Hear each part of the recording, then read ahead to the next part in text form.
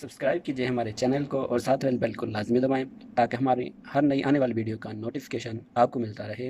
الحمد للہ علی نواہ والصلاة والسلام علی مرسل جنابہ وعلی آلہ واصحابہ وآل بیتہ وذریتہ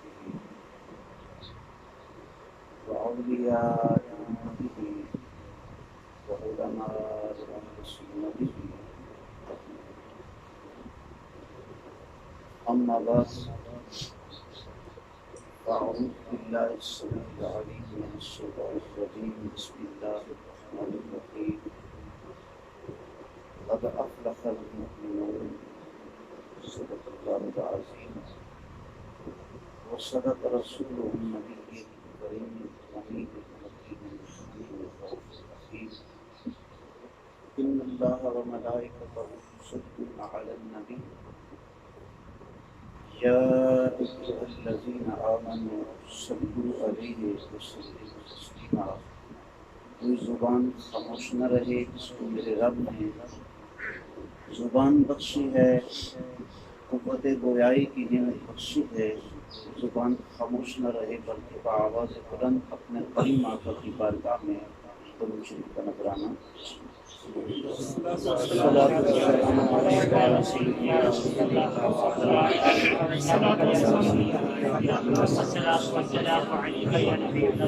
السلام علیک یا سیدی یا خاتم النبیین وعلی آلک واصحابک یا سیدی یا حبیب اللہ۔ الصلاۃ والسلام علیک یا سیدی یا عالم ما کان وما یکون وعلی آلک واصحابک یا سیدی یا نور الافضل۔ حضرات گرامی، بعد اوقات انسان کسی چیز کو اہمیت نہیں دیتا تو اس کی وجہ یہ ہوتی ہے کہ اس کی قدر و منزلت کا اسے اندازہ نہیں ہوتا۔ حضور نبی رحمت صلی اللہ تعالی علیہ وسلم کا فرمان عالی شان یہ ہے، الصلاۃ علی امحق الذنوب من الماء البارد للنار۔ ارشاد فرمایا ہے، میرے غلاموں، تمہیں درود شریف کی فضیلت نہ بتا دوں کہ کتنا مرتبے والا کام ہے، کتنا فضیلت والا کام ہے؟ فرمایا الصلاۃ علی امحق الذنوب من الماء البارد للنار۔ یخ ٹھنڈا پانی اتنی جلدی آگ کو نہیں بجھا سکتا جتنی جلدی میری ذات پہ درود پڑھنا تمہارے گناہوں کو مٹا سکتا۔ دوبارہ سنیں، حضور نے ارشاد فرمایا الصلاۃ علی امحق الذنوب من الماء البارد للنار۔ اتنا جلدی یخ ٹھنڈا پانی آگ کو نہیں بجھا سکتا جتنی جلدی میری ذات پہ درود پڑھنا تمہارے گناہوں کو مٹا سکتا۔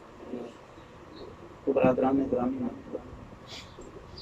بڑی خوبصورت مطہر منور محفل پاک کی نکات پذیر ہے۔ اللہ رب العالمین جل شانہ و عظم برہانہ کی حمد و ثنا اور اس کے پیارے حبیب علیہ الصلوۃ والسلام کی بارگاہ اقدس میں ثنا گزاری کے بعد میر محفل، میر مجلس پربردہ آغوش ولایت قبلہ پیر صاحب، سادات کرام، استاذ الاساتذہ و استاذ العلماء و استاذی قبلہ پیر صاحب دامت برکاتہ القدسیہ، عالم نبی فاضل جلیل خادم القرآن حضرت علامہ مولانا حافظ محمد جمیل صاحب زیدہ محبوب، برادر اکبر عالم نبی فاضل جلیل حضرت علامہ مولانا قاری غلام شبیر چشتی صاحب زاد اللہ اقبالکم و شرفکم، بڑی خوبصورت اور مغز گفتگو فرما رہے تھے، اور ایسے محسوس ہو رہا تھا کہ اس گفتگو کے اندر سے تصوف کی خوشبو آ رہی ہے۔ ایسی پرمغز پر حکمت اور پر لطف گفتگو تھی، اور حقیقت بات ہے جس گفتگو میں اللہ اور اس کے پیاروں کا ذکر پاک ہوتا ہے وہاں سے خوشبوئیں آتی ہیں۔ حضور ضیاء الامت رحمۃ اللہ تعالی علیہ آپ کا تذکرہ ہو رہا تھا اور چند ہی دن قبل آپ کا اس سے بات ہوا. سیدی حضور جلالہ رحمۃ اللہ تعالی علیہ نے دلائل الخیرات شریف کے مقدمے کے اندر ارشاد فرمایا اوقات ہما بود کے بایار بسر شد باقی ہما بے حاصلی و بے خیرتی بود. علماء جانتے ہیں اس کا ترجمہ کیا ہے. عرض کر دیتا ہوں کہ اوقات ہما بود کے بایار بسر شد، حضور جلالہ فرماتے ہیں تمہاری زندگی کی اوقات ہما بود کے بایار بسر شد، تمہاری زندگی کی سب سے قیمتی گھڑیاں اور لمحے وہی ہیں جو رب اور اس کے رسول کی یاد میں گزرے. تو یہاں ہمارا اور کوئی سیاسی مقصد نہیں ہے، رب اور رسول اور اس کے پیاروں کی یاد کے لیے یہاں پہ حاضر ہوئے ہیں. تو فرمایا اوقات ہما بود کے بایار بسر شد باقی ہما بے حاصلی و بے خیرتی بود. باقی سارا کھیل تماشا ہے، تمہاری زندگی کے قیمتی سانسیں، تمہاری زندگی کی قیمتی گھڑیاں، تمہاری زندگی کے قیمتی لمحات وہی ہیں جو یہاں پہ آ کے گزار گئے ہو. اور حضور ذوالامت رحمۃ اللہ تعالی علیہ اسی دلائل الخیرات شریف کے مقدمے میں ارشاد فرمایا. حضرت ثابت بنانی رحمۃ اللہ تعالی علیہ بہت بڑے بزرگ گزرے ہیں، ان کا قول ارشاد فرمایا آپ اپنے غلاموں کے سامنے اور اپنے مریدوں کے سامنے اور اپنے شاگردوں کے سامنے بات فرما رہے تھے تو آپ نے ارشاد فرمایا کہ میں جانتا ہوں، مجھے خبر ہے کہ میرا رب اس وقت کیا کر رہا ہے، میرا رب کیا کر رہا ہے، میں جانتا ہوں اس بات کو. لوگوں نے حیرانگی کے عالم میں پوچھا حضور ایسے کیسا ہو سکتا ہے؟ آپ نے ارشاد فرمایا میں اپنے پلے سے نہیں کہہ رہا، میرے رب کا قرآن یہی کہتا ہے کہ مجھے اس بات کا علم ہے. لوگوں نے عرض کی حضور کیسے؟ آپ نے ارشاد فرمایا میرے رب کا اس پاک مطہر منور کلام کے اندر فرمان ہے میرے بندے فذکرونی اذکرکم، اے میرے بندے تو میرا ذکر کر میں تیرا ذکر کروں گا. اور جب میں اس کریم رب کے نام اپنی زبان پہ لے کے آیا اور اس کے نام کی مالا جپ رہا ہوں اور اس کا ذکر کر رہا ہوں تو یہ کیسے ہو سکتا ہے کہ میرا رب عرشوں پہ میرا ذکر نہ کرے؟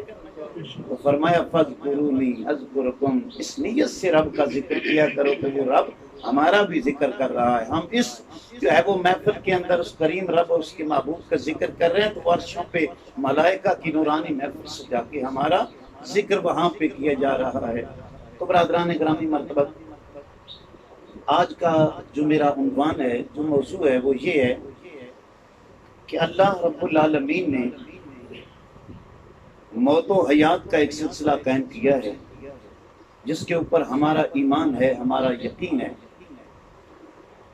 تو موضوع یہ ہے کہ اللہ تبارک و تعالیٰ نے جو زندگی بخشی ہے، جو موت دینی ہے، اس کا مقصد کیا ہے زندگی اور موت دینے کا. اور پھر اللہ تبارک و تعالیٰ نے یہ جو زندگی اور موت بخشی ہے اس کے بعد کامیاب کون انسان ہے، زندگی اور موت بخشی اس کا مقصد کیا ہے، اور پھر اس کائنات میں زندگی اور موت کے بعد کامیاب کون سا انسان ہے. اللہ تبارک و تعالیٰ نے اپنی پاک کلام دائرہ کتاب مطہر کتاب کے اندر ارشاد فرمایا تبارک الذی بیدہ الملک وہو علی کل شیء قدیر. فرمایا پاک ہے وہ ذات جس کے قبضہ قدرت میں تمام جہانوں کی بادشاہیاں ہیں. ایسے نہیں ہمارے بادشاہوں کی طرح وزیر اعظم ہے، وزیر اعظم نام کا وزیر اعظم ہے لیکن اختیارات پاس نہیں ہیں. فرمایا نہیں، ایک تو یہ ہے کہ وہ تمام جہانوں کی بادشاہی اس کے قبضہ قدرت کے اندر ہے، اور فرمایا وہ ذات ایسی ہے کہ جس کے قبضہ قدرت میں تمام جہانوں کی بادشاہی ہے، سارا کچھ اختیار اس کے ہاتھ میں ہے. فرمایا الذی خلق الموت والحیات، وہ ذات کہ جس نے موت و حیات کو تخلیق فرمایا. آگے فرمایا کہ اس کا مقصد کیا ہے، کیوں یہ موت اور حیات کا سلسلہ اللہ تبارک و تعالیٰ نے جاری فرمایا. اللہ کا قرآن کہتا ہے لِيَبْلُوَكُمْ أَيُّكُمْ أَحْسَنُ عَمَلًا. رب العالمین یہ دیکھنا چاہتا ہے کہ عمل اچھے کون کرتا ہے، کون ہے جو ان جانا تو ہر ایک میں ہے اچھے نے بھی جانا ہے، برے نے بھی جانا ہے، امیر نے بھی جانا ہے، غریب نے بھی جانا ہے، جانا سب نے ہے۔ جس نے ماں کی گود دیکھی ہے اس نے قبر کی کوٹڑی دیکھنی ہے، جو روئے زمین پہ آیا اس نے زیر زمین جانا ہے۔ تو برادران گرامی مرتبت کامیاب کون ہوا؟ جس نے یہ قیمتی سانسیں اللہ اور اس کے رسول کے حکم کے مطابق اس کائنات میں گزارے، وہ کامیاب۔ اور جس نے اللہ اور اس کے رسول کے حکم کی نافرمانی کرتے ہوئے اس دنیا سے چلا گیا وہ ناکام رہا۔ تو اللہ تبارک و تعالیٰ نے ارشاد فرمایا کہ میں نے یہ موت اور زندگی اس لیے عطا فرمائی کہ آزمانا چاہتا ہوں اور دیکھنا چاہتا ہوں کہ کون اس زندگی میں کامیاب ہو جاتا ہے، کون قیمتی سانسیں جو ہے وہ اللہ تبارک و تعالیٰ کے حکم کے مطابق گزارتا ہے۔ اور یہ بھی اللہ تبارک و تعالیٰ کی لا ریب کتاب قرآن مجید فرقان حمید کے اندر ہے۔ اللہ تبارک و تعالیٰ نے ارشاد فرمایا کہ انسان کے مکمل درجات، جس طرح اللہ تبارک و تعالیٰ نے انسان کو تخلیق فرمایا، ماں کے پیٹ میں انسان کس طرح رہتا ہے، پھر انسان ماں کے پیٹ سے باہر کیسے آتا ہے، رب العالمین نے قرآن مجید کے اندر ارشاد فرمایا فَلْيَنْظُرِ الْإِنسَانُ مِمَّا خُلِقَ مِن مَّاءٍ دَافِقٍ۔ اللہ تبارک و تعالیٰ نے ارشاد فرمایا کہ ہم نے انسان کو اس گندے پانی کے قطرے سے بنایا ہے جو کپڑے پہ لگ جائے کپڑا ناپاک، جسم پہ لگ جائے جسم ناپاک، جس چیز پہ لگ جائے وہ ناپاک ہو جاتی ہے۔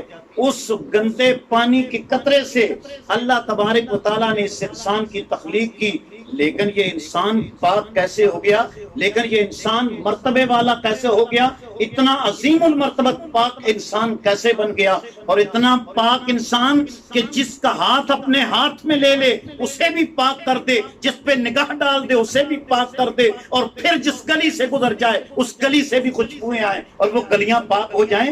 یہ کس چیز کا کمال ہے، اتنا پاک ہو گیا۔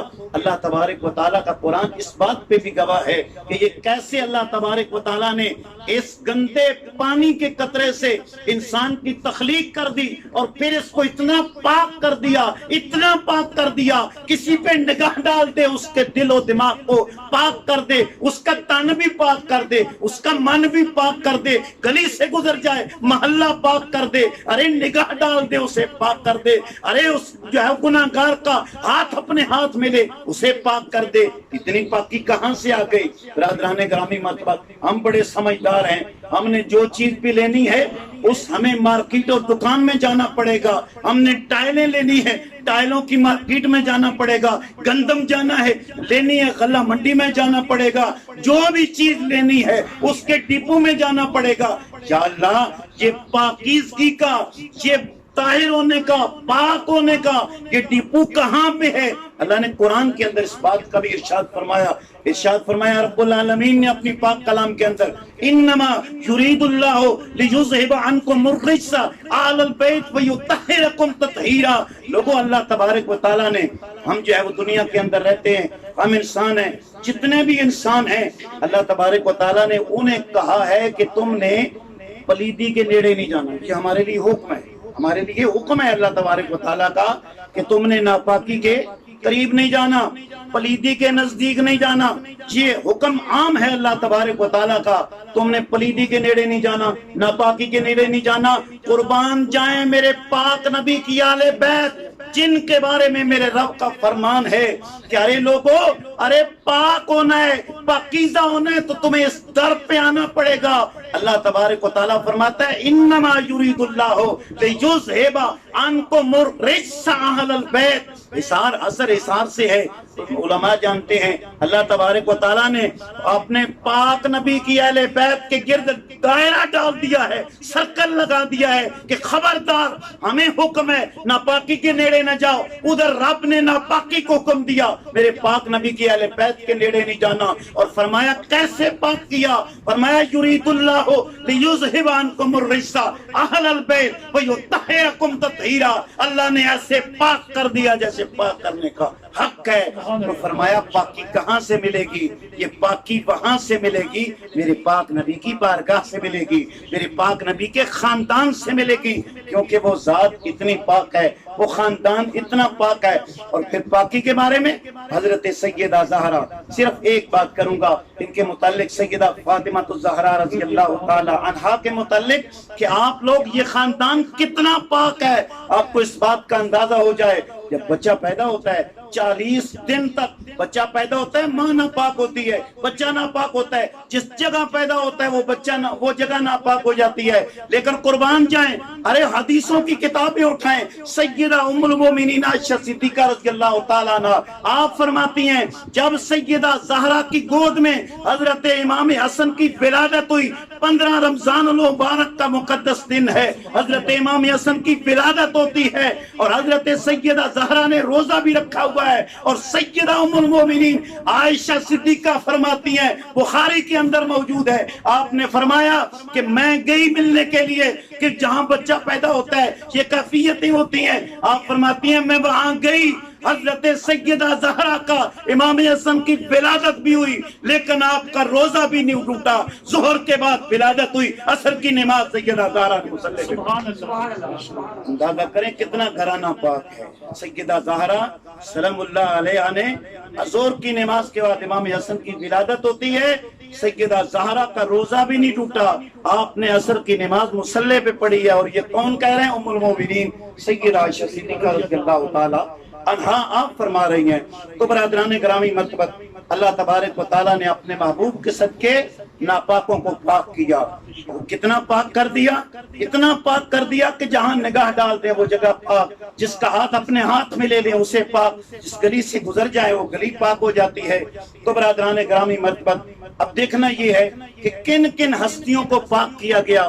اب دیکھ لینا حضور علیہ السلام کے صحابہ کرام، حضرت سیدنا ابو بکر صدیق رضی اللہ تعالیٰ عنہ، آپ بے شک تاجر ہیں، مکے کے رہنے والے ہیں، قریشی خاندان سے تعلق ہے، لیکن پورے جو ہے وہ عرب کی منڈیوں میں آپ کا نام نہیں لیا جاتا، چند آدمی جانتے ہیں کہ آپ تاجر ہیں، لیکن جب حضور کی بارگاہ میں آئے، امام الانبیاء کی بارگاہ میں آئے، ارے کتنے پاک ہو گئے، کتنا ان پہ رنگ چڑھا، اللہ تبارک و تعالیٰ نے اتنا رنگ چڑھایا اور اپنے محبوب کے صدقے کہ اللہ کے پیارے حبیب فرماتے ہیں کہ افضل البشر بعد الانبیاء ابو بکر صدیق، حضرت ابو بکر صدیق کا مقام وہ ہو گیا کہ تمام انبیاء کے بعد اگر بشر میں سے، اگر انسانیت میں سے کس کا مقام اور مرتبہ بلند ہے تو وہ سیدنا ابو بکر صدیق رضی اللہ تعالیٰ عنہ کی ذات ہے۔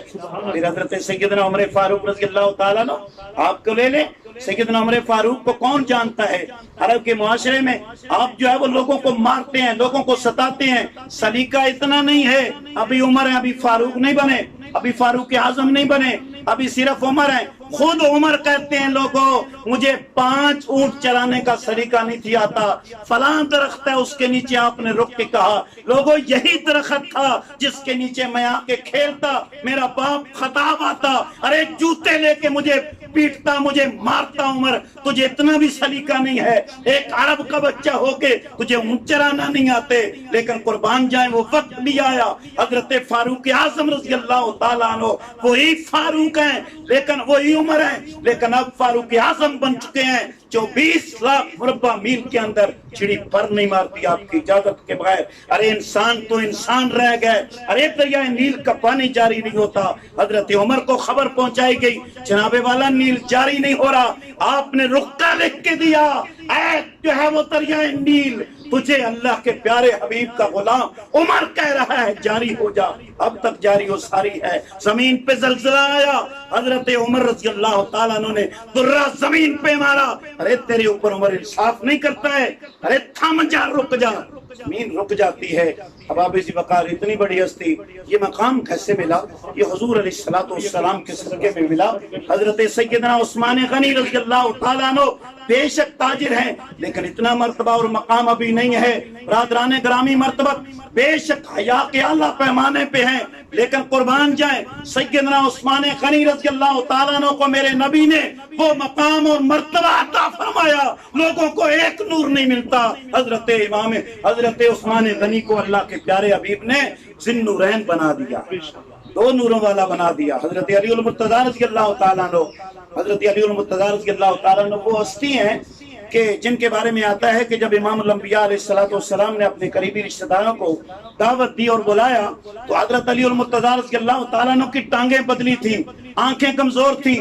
اس وقت بھی سرکار نے جب اعلان فرمایا تو آپ نے عرض کی، آقا بے شک میری ٹانگیں کمزور ہیں، میری آنکھیں خراب ہیں، پھر بھی میں آپ کا ساتھ دوں گا، لیکن قربان جائیں امام الانبیاء علیہ السلام کے صدقے علی المرتضیٰ کو اللہ نے وہ طاقت بخشی ہے کہ خیبر کا قلعہ نہیں فتح ہو رہا، حضرت علی المرتضیٰ نے خیبر کے قلعے کو جو کھیڑا تو پرے پھینک دیا، اللہ نے یہ طاقت علی کو بخشی، سرکار کے صدقے میں بخشی۔ اور پھر وہ وقت بھی آیا، غزوہ خندق کا موقع آیا، خندق کے موقع پہ مدینے کے گرد خندق کھودی ہوئی ہے کہ کوئی کافر مدینے کی سرزمین کے اندر شہر مدینہ میں داخل نہ ہو، لیکن ایک کافر، ایک لعنتی کافر جس کا نام تھا عمرو بن عبد ود، یہ اتنا بڑا بہادر جری جوان تھا، 1000 آدمی کے مقابلے میں اکیلا جنگ لڑنے والا، اتنا بڑا جنگجو یہ کافر تھا جس کا نام تھا عمرو بن عبد ود۔ یہ آ گیا جو ہے وہ گھوڑے کو ایڑی لگائی اور چھلانگ لگا کے اندر آ گیا اور کہنے لگا کہ آؤ میرے سامنے، میرے ساتھ جنگ کی جائے۔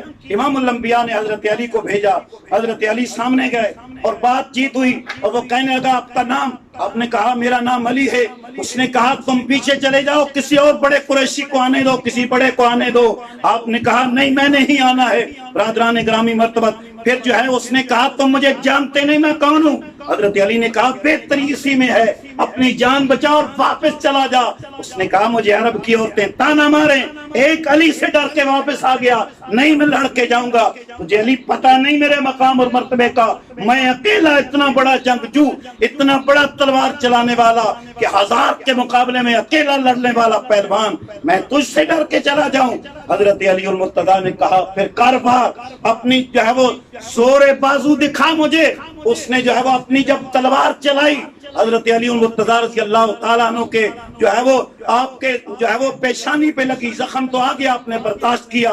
اب آپ نے کہا تیار ہو جا عمرو بن عبد ود، اب حیدر کرار کی تلوار حرکت میں آنے والی ہے، اب ذوالفقار حیدری حرکت میں آنے والی ہے۔ حضرت علی المرتضیٰ نے تلوار چلائی اور اس نے جو خود پہنا ہوا تھا وہ پورے عرب میں سب سے مہنگا اور طاقتور، جو اوپر لوہے کا لباس پہنا ہوا تھا کہتے ہیں سب سے مہنگا اور سب سے قیمتی اور طاقتور اوپر اس نے جو لباس پہنا ہوا تھا۔ تو حضرت علی المرتضیٰ نے جب تلوار چلائی اور اس زور سے چلائی کہ وہ خود کو کاٹتے ہوئی اس کے کاندھے کو کاٹتے ہوئے جسم کے ٹکڑے ٹکڑے کر دیے۔ صحابہ نے اسی وقت یہ نعرہ لگایا شاہ مرداں شیر جزداں قوت پروردگار لا فتح الا علیہ لا سیف الا ذوالفقار، یہ نعرے بجے۔ یہ کیسے مرتبہ ملا، یہ کیسے مقام ملا؟ سرکار دو عالم صلی اللہ علیہ وسلم کے صدقے میں اللہ نے یہ مقام عطا فرمایا۔ پھر برادران گرامی مرتبت لوگ باتیں کریں گے یہ تو قریشی تھے، یہ تو مکے کے رہنے والے تھے، انہیں پاک کیا تو سرکار نے کیا کیا؟ کیا کسی جو ہے وہ نیچے والے کسی غلام کو بھی سرکار نے اٹھا کے اوپر کیا ہے کہ نہیں کیا؟ تو مکے کے رہنے والے تھے، یہ تو قریشی خاندان سے ان کا تعلق تھا، انہیں پاک کیا تو کیا کیا؟ کیا کسی غریب کو بھی اونچا اٹھا کے کیا کہ نہیں کیا؟ آئیں تاریخ اس بات پہ بھی گواہ ہے، بے شمار مثالیں ہیں، صرف ایک مثال پہ اکتفا کروں گا کہ اللہ کے پیارے حبیب نے ان نیچوں کو اٹھایا اور اتنا بلند کر دیا، ہمارے وہم و گمان سے بھی اوپر ہے۔ حضرت بلال حبشی، بلال حبشی کون ہے؟ یہ بکتا بکاتا غلام ہے، یہ حبشہ سے آیا ہے۔ ارے اونٹ موٹے ہیں، صحیح طرح الفاظ بھی نہیں ادا کر سکتے، ارے پاؤں بھی ہاتھی کی طرح چپٹے ہیں، رنگ بھی کالا ہے، کوئی حسین و جمیل بھی نہیں ہے، لیکن وقت ایسا ہے ابھی اسلام کا بھی سرکار کی غلامی میں نہیں آئے، سرکار کے پاس نہیں آئے۔ اگر مکے کی سرزمین پہ چلتے ہیں لوگ تھوکتے ہیں کہ یہ غلام ہے، بکتا بکاتا آیا ہے۔ ارے کبھی اس مجمع میں چلے جاتے ہیں جہاں ابو جہل اور اس کے ساتھی ہوتے ہیں، لوگ اس پہ تھوکتے ہیں، اس کو پیڑھی پہ نہیں بیٹھنے دیتے، کرسی تو درکنار، اس کو پیڑھی پہ نہیں بیٹھنے دیتے، اسے پیچھے کر کے بٹھاتے ہیں۔ لیکن آؤ نظر دیکھو میرے پاک نبی کی بارگاہ میں بلال کا مقام کیا ہے، فتح ہو گیا مکہ فتح ہو گیا، میرے پاک نبی نے حضرت بلال کو کہا بلال کعبے کی چھت پہ چڑھ جا۔ ارے وہ کعبہ جس کے غلاف کے ٹکڑے ہوتے ہیں نا، تقسیم ہوتا ہے تو لوگ اس ٹکڑوں کو ایک ایک ٹکڑے کو چومتے ہیں، جس کے ہاتھ لگ جائے وہ کہتا ہے میں بڑا مقدر والا، مجھے کعبہ شریف کے غلاف کا ٹکڑا مل گیا۔ ارے وہ کعبہ، وہ اللہ کا گھر جو ہے اتنے مرتبے اور مقام والا، حضرت بلال کو میرے آقا نے اٹھایا تو کعبے کی چھت پہ چڑھا دیا۔ ارے وہ جس کا غلاف چومتے ہو، ارے غلاف کعبہ تو کیا، کعبے کا چھت نیچے، بلال کا قدم اوپر، یہ میرے پاک نبی کی غلامی سے ملا ہے۔ حضرت بلال حبشی رضی اللہ تعالیٰ عنہ کعبے کی چھت پہ کھڑے ہیں اور سارے مکے کے قریشی نیچے کھڑے ہیں۔ اللہ کے پیارے حبیب نے ارشاد فرمایا کہ اے مکہ والو، اے مکہ کے قریشیو، تمہیں اپنی جو ہے وہ خاندانی بات پہ ناز ہے، تمہیں اپنی چودراہٹ پہ ناز ہے۔ ارے کوئی میری غلامی میں آ کے تو دیکھے، غلامی کا حق ادا کر کے تو دیکھے۔ ارے میں زمین سے اٹھا کے اسے کہاں لے جاتا ہوں، آئے کوئی دیکھے مکے کی سرزمین پہ غلام بلال ہے، بکتا بکاتا ہے۔ ارے کس مقام پہ آ کے کھڑا کیا؟ بلال سے یہ پوچھا گیا بلال یہ مرتبہ کیسے ملا، بلال یہ مقام کیسے ملا؟ کیا تیرا نام بلال ہے اس وجہ سے مرتبے ملے؟ کیا تو حبشہ کا رہنے والا ہے اس وجہ سے مرتبے ملے؟ بلال کہتا ہے نہیں، اس وجہ سے نہیں، یہ مرتبے جب تک بکے نہ تھے کوئی پوچھتا نہ تھا، ارے تو نے خرید کے ہمیں انمول کر دیا، یہ حضرت بلال کہتے ہیں۔ اور اگر پھر حضرت بلال نے عرض کیا تھا اذان کا حکم دے رہے ہو تو کہاں اذان پڑھوں؟ جہاں بھی اذان پڑھی وہ کعبے کی جانب کیا۔ آقا اب تو قدم میرے اوپر ہیں، کعبہ نیچے ہے، کہاں کروں ہوں؟ امام الانبیاء نے پھر کہا، اعلیٰ حضرت کی زبان میں اگر سنے تو یوں کہا اعلیٰ حضرت نے، حاجیو آؤ شہنشاہ کا روزہ دیکھو، حاجیو آؤ شہنشاہ کا روزہ دیکھو، کعبہ تو دیکھ چکے اب کعبے کا بھی کعبہ دیکھو۔ حضرت بلال حبشی رضی اللہ تعالیٰ عنہ نے کائنات کو بتایا لوگوں اگر حضور کی غلامی میں آ جاؤ گے اتنا بلند کر دیں گے۔ حضور نے ایک مقام پر یہ بھی فرمایا جب آپ معراج سے واپس آئے نا تو کہا بلال کون سا نیک عمل کرتے ہو، بلال کون سا نیک عمل کرتے ہو؟ میں جنت میں گیا تمہارے قدموں کی چلنے کی آوازیں جنت میں آ رہی تھیں۔ اور اتنا مقام اتنا مرتبہ امام الانبیاء کے صدقے میں بلال حبشی کو اللہ تبارک و تعالیٰ نے عطا فرمایا۔ تو برادران گرامی مرتبہ بتانے کا مقصد یہ ہے کہ یہ پاکی یہ کہاں سے ملتی ہے، یہ اتنا بڑا مرتبہ اور مقام جس کو بھی کائنات میں اللہ نے عطا فرمایا ہے یہ کہاں سے ملا ہے؟ سرکار دو عالم صلی اللہ تعالیٰ علیہ وسلم کے صدقے میں اللہ نے عطا فرمایا ہے۔ اب آپ ذی وقار آج بھی اگر کائنات میں دیکھ لیں غازی علم الدین کو کون جانتا ہے؟ پھر یہی کہنا پڑے گا نا جب تک بکے نہ تھے کوئی پوچھتا نہ تھا، ارے تو نے خرید کے ہمیں انمول کر دیا۔ غازی علم الدین کو کون جانتا تھا؟ عامر چیمے کو کون جانتا تھا؟ غازی علم الدین کے بارے میں تو میں نے پچھلی نشست میں بتایا تھا نا کہ غازی علم الدین رحمت اللہ تعالی علیہ کا جب جستے خاکی میاں والی سے لاہور کی سرزمین پہ لایا گیا اقبال کی کوششوں سے اور دیگر رفقا کی کوششوں سے، لاہور کی سرزمین پہ سید جماعت علی شاہ نقشبندیوں کے بہت بڑے پیشوا آپ فرمانے لگے ارے لوگو مجھے اللہ نے بڑا مرتبہ بڑا مقام بخشا ہے لیکن آج تک کبھی میں نے آرزو اور تمنا نہیں کی کہ فلاں چارپائی پہ میں ہوتا، لیکن آج جب علم الدین کا جنازہ اور اس شاہ کے رسالت مآب کا ٹھاٹھے مارتا ہوا سمندر دیکھا، علم الدین کا مقام دیکھا، جماعت علی پکار اٹھا کاش اس چارپائی پہ میں ہوتا۔ پھر جو ہے وہ اتنا بڑا جنازہ، انگریزوں کی حکومت ہے، 5 لاکھ عاشق رسول اس جنازے کے اندر ہیں، کہتے ہیں 3 صفحے وہاں پہ صرف علماء مشائخ شیخ القرآن شیخ الحدیث بڑے بڑے وہاں پہ چاند چمکتے نظر آتے ہیں۔ لیکن اب یہ بات چلی کہ جو ہے وہ جنازہ کون پڑھائے؟ جنازہ پڑھانے کے لیے جو کمیٹی بنی انہوں نے حضرت اقبال رحمت اللہ تعالی علیہ کی بارگاہ میں عرض کی جناب آپ انتخاب فرمائیں جنازہ کس کو پڑھانا چاہیے۔ آپ جو ہے وہ صفوں سے باہر نکلے اور آپ نے نگاہ دوڑائی، کہیں تاجدار گولڑا نظر آتے ہیں، کہیں تاجدار سیال شریف نظر آتے ہیں، کہیں تاجدار چورا نظر آتے ہیں، بڑی بڑی ہستیاں بڑے بڑے علماء لیکن حضرت اقبال رحمت اللہ تعالی علیہ کی آپ کی جب نگاہ ٹھہری آ کے سید دیدار علی شاہ الوری رحمت اللہ تعالی علیہ آپ کا ہاتھ پکڑا اور چوما اور عرض کی جناب سید زادے جنازہ آپ پڑھائیں گے، تو انہوں نے عرض کی وہ لوگ ایسے لوگ تھے جو اپنے مقام اور مرتبے پہ لوگوں کے سامنے اظہار نہیں تھے کرتے میں بڑا پیر ہوں، اپنی عاجزی کا اظہار کرتے تھے، اور وہ کہنے لگے جناب اقبال رحمت اللہ اقبال آپ نے میرا انتخاب کرنا تھا، کس وجہ سے میرا انتخاب کیا؟ اگر اس وجہ سے کہ میں آل رسول ہوں تو مجھ سے بڑے بڑے سید زادے موجود ہیں، انہیں کہو جنازہ پڑھائیں۔ اگر اس وجہ سے کہ میں عالم دین بہت بڑا ہوں، مجھ سے بڑے بڑے عالم دین موجود ہیں، آپ نے کیوں میرا انتخاب کیا؟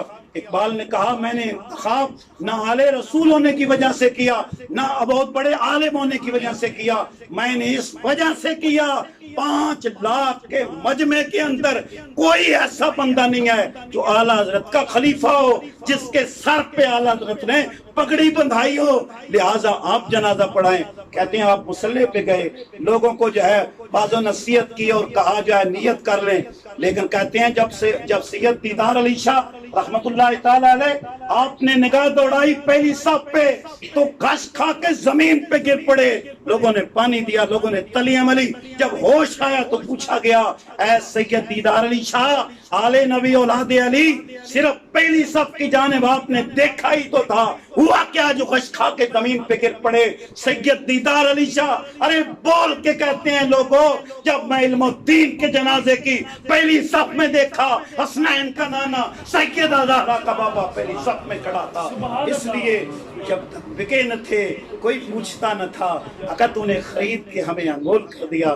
اللہ کی بارگاہ میں دعا ہے اللہ تبارک و تعالیٰ اس طرح کی محفلیں، اس طرح کی مجلسیں نصیب فرمائے، اوقات ہما بود کے با یار بسر شد، باقی ہما بے حاصلی و بے خردی بود۔ یہی قیمتی لمحات ہیں، یہی قیمتی گھڑیاں ہیں، کیونکہ یہاں اللہ کے وہ بندے بیٹھے ہوتے ہیں جنہیں اپنے جو ہے وہ اللہ کے پاک نبی کے توسل سے اتنے پاک ہوتے ہیں، نگاہیں ڈال دیں جگہ پاک ہو جاتی ہے، نگاہیں ڈالتے بندے کے تن بھی پاک، من بھی پاک، گلی پہ نگاہ ڈال دیں وہ بھی پاک ہو جاتی ہے، اور پھر سادات کرام کا ساتھ جلوہ ہو وہ اور زیادہ سونے پہ سہاگا ہوتا ہے۔ اللہ کی بارگاہ میں دعا ہے اللہ تبارک و تعالی ہمیں حضور کی اولیاء کرام کی سچی غلامی نصیب فرمائے۔